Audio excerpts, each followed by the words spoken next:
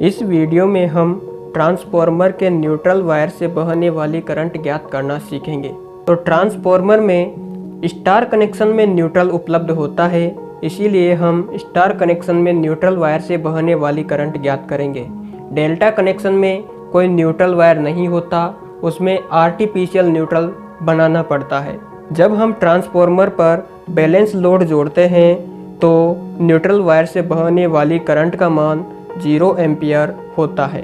Transformer में unbalance load पर neutral current का मान ज्ञात करने के लिए इस सूत्र का प्रयोग किया जाता है।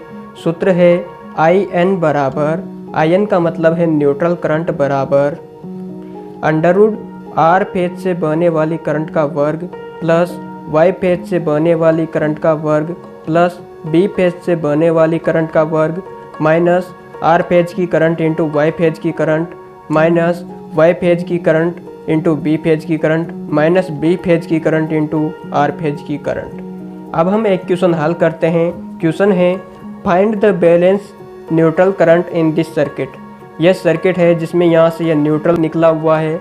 इसमें तीनों फेजों में 5-5 एम्पियर करंट जो बैलेंस करंट है बह रही है। तो हमें न्यूट्रल करंट ज्ञात करना है। जैसा कि अभी हमने थोड़ी देर पहले पढ़ा था कि बैलेंस कनेक्शन में न्यूट्रल से बहने वाली करंट का मान 0 एम्पियर होता है।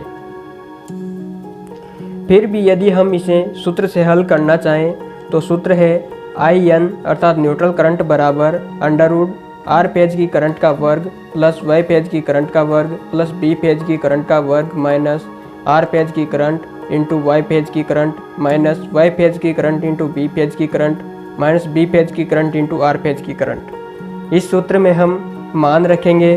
तो इस सूत्र में हमने वैल्यूज़ पुट कर दी है। √R फेज की करंट यानी कि सभी करंट 5-5 एम्पियर है, तो सभी करंट की जगह 5-5 लिख दिया। तो R फेज की करंट का वर्ग बराबर 5 का स्क्वायर प्लस 5 का स्क्वायर प्लस 5 का स्क्वायर, यानी कि R Y B तीनों फेज की करंट का हमने वर्ग करके जोड़ दिया है। माइनस R फेज और Y फेज की करंट को आपस में गुणा करेंगे तो R फेज की करंट इंटू Y फेज की करंट माइनस Y फेज की करंट इंटू B फेज की करंट माइनस B फेज की करंट इंटू I फेज की करंट। इन सब को हमने इस फॉर्मूले में पुट कर दिया है। अब हम इसे आगे हल करेंगे तो 5 का वर्ग 25 और 5 का वर्ग 25 और इस 5 का वर्ग भी 25 माइनस 5 इंटू 5 बराबर 25 माइनस 5 इंटू 5 बराबर 25 माइनस 5 इंटू 5 बराबर 25। 25 प्लस 25 प्लस 25 को जोड़ेंगे तो 75 और 25 माइनस 25 माइनस 25 यानी कि तीनों माइनस के 25 को जोड़ेंगे तो माइनस के 75। 75 में से 75 घटाएंगे तो 0 और 0 का वर्गमूल 0 होता है। अतः इस फॉर्मूले से भी सिद्ध हो गया कि न्यूट्रल वायर में बैलेंस कंडीशन में 0 एम्पियर करंट बहती है। अब हम नेक्स्ट क्वेश्चन हल करेंगे। क्वेश्चन है find the unbalanced neutral current in this circuit. यह एक सर्किट है जिसमें यहाँ से यह न्यूट्रल निकला हुआ है, ये R फेज, Y फेज और B फेज। तो इस सर्किट में हम न्यूट्रल से बहने वाली अनबैलेंस करंट का मान ज्ञात करेंगे। अनबैलेंस कंडीशन में न्यूट्रल वायर से बहने वाली करंट का मान ज्ञात करने के लिए हम फॉर्मूला लिखेंगे IN बराबर √IR का स्क्वायर प्लस IY का स्क्वायर प्लस IB का square minus IR into IY minus IY into IB minus IB into IR। अब हम इस फॉर्मूले में मान रखेंगे तो R फेज से बहने वाली करंट का वर्ग, तो R फेज से बहने वाली करंट है 5 एम्पियर, तो हमने यहाँ पे लिख दिया 5 का स्क्वायर प्लस Y फेज से बहने वाली करंट का वर्ग, तो Y फेज से 10 एम्पियर करंट बह रही है तो 10 का स्क्वायर प्लस B फेज से बहने वाली करंट का वर्ग, तो B फेज से 20 एम्पियर करंट बह रही है तो ये 20 का स्क्वायर माइनस R फेज की करंट इंटू Y फेज की करंट, तो R फेज की करंट 5 एम्पियर, Y फेज की करंट 10 एम्पियर, तो minus 5 into 10 minus Y phase की करंट इंटू B फेज की करंट, तो Y फेज की करंट है 10 एम्पियर, B फेज की करंट है 20 एम्पियर, तो minus 10 into 20 minus B phase की करंट इंटू R फेज की करंट, तो B फेज की करंट 20 एम्पियर और R फेज की करंट 5 एम्पियर, तो माइनस 20 इंटू 5। IN बराबर √5 का वर्ग हो गया 25, 10 का वर्ग हो गया 100 और 20 का वर्ग हो गया 400 माइनस 5 इंटू 10 बराबर 50 माइनस 10 इंटू 20 बराबर 200 माइनस 20 इंटू 5 बराबर 100। आगे हल करेंगे तो 400 प्लस 100 प्लस 25 जुड़कर हो गया 525 और माइनस 50 माइनस 200 और माइनस के 100 जुड़कर माइनस के 350 हो गए। 525 में से 350 घटाएंगे तो 175 और 175 का वर्गमूल होगा 13.22।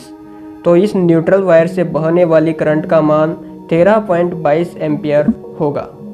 नेक्स्ट क्वेश्चन, बैलेंस कंडीशन में जब न्यूट्रल वायर से कोई करंट नहीं बहती तो बैलेंस कंडीशन में करंट को रिटर्न पाथ कहाँ से मिलता है। इस क्वेश्चन का आंसर हम इस डायग्राम से समझेंगे। तो इस क्वेश्चन में हम देखते हैं कि जब आर फेज से बहने वाली करंट मैक्सिमम अर्थात 5 एम्पियर है, तब अन्य फेजों से बहने वाली करंट का मान -2.5 एम्पियर वाई फेज और -2.5 एम्पियर बी फेज से बह रही है। अर्थात 5 एम्पियर करंट आर फेज से आ रही है तो वह करंट वाई और बी फेज से उस वक्त जा रही होगी, क्योंकि यह पॉजिटिव में है और वाई और बी फेज उस वक्त नेगेटिव में होंगे। इस वेव फॉर्म में हम कहीं पर भी देख सकते हैं, जब कोई एक फेज पॉजिटिव होगा तब उस वक्त दूसरे फेज नेगेटिव में उस करंट को रिटर्न पाथ प्रदान करते हैं। इसीलिए 3 फेज सप्लाई में 3.5 कोर केबल का प्रयोग किया जाता है, जिसमें 3 कोर समान आकार की तीनों फेज के लिए तथा न्यूट्रल के लिए प्रयोग की जाने वाली कोर साइज में फेज की आधी होती है, क्योंकि न्यूट्रल से लगभग बैलेंस लोड पर कोई करंट प्रवाहित नहीं होती और थोड़ा बहुत अनबैलेंस होने पर बहुत कम करंट न्यूट्रल से प्रवाहित होती है।